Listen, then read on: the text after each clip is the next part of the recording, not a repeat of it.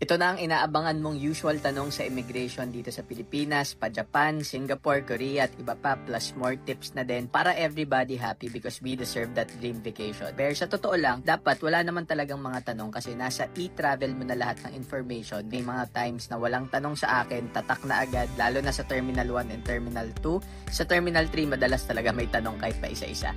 Kaya mag e-travel kayo, paulit-ulit ko yan sinasabi, e-gov app, tapos sa travel, need mo ng QR code, di talaga pinapakita yan kasi nasa system na agad pag nag-fill out ka, pero i-screenshot mo na lang din. Bakit nga ba may tanong ang IO? Dino-double check lang nila kung alam mo yung mga travel information mo to make sure na knowledgeable ka, babalik ka at tourist ka lang talaga para maiwasan din yung mga unauthorized illegal travels. Tanungan time, easy round muna tayo.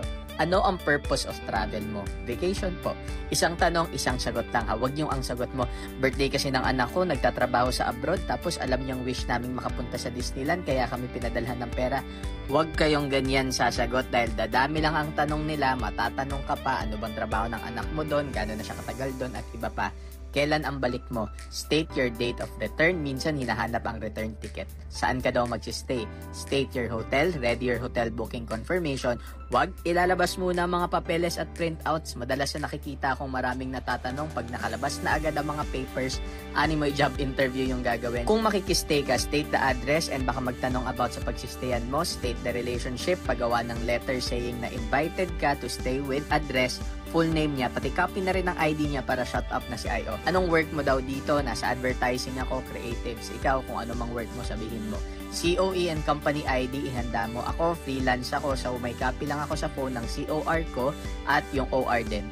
Government employees, need nyo mag-present ng travel authority na approve ng head nyo. Pag wala nito, may chance na ma-upload kayo. May kasama ka ba? Kung meron, ayan, ituro mo lang, then state your relationship. Anong mga gagawin mo doon? Paki mo, hindi, joke.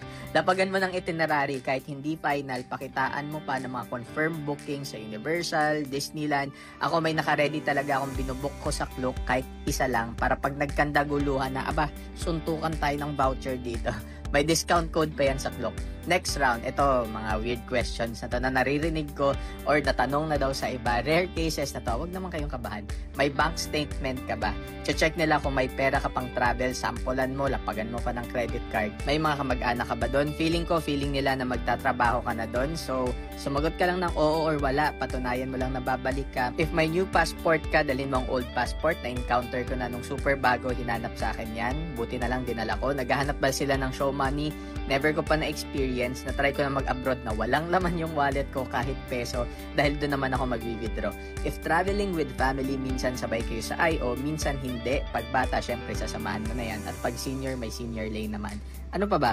Wala man naman akong malalang Q&A experience but best to be ready. Kung wala ka namang ginawang mali, huwag kang kabahan, tao lang din sila. To help our fellow kababayans, comment in your experience and kung ano pang mga tinanong na hindi ko na nasabi, huwag kang matakot, mas nakakatakot pa yung mga naranasan mo sa buhay. IO lang yan, mandirigma ka. Enjoy your bakasyon, follow for more travel tips, food trips at kung ano-ano pang maisip kong ikwento.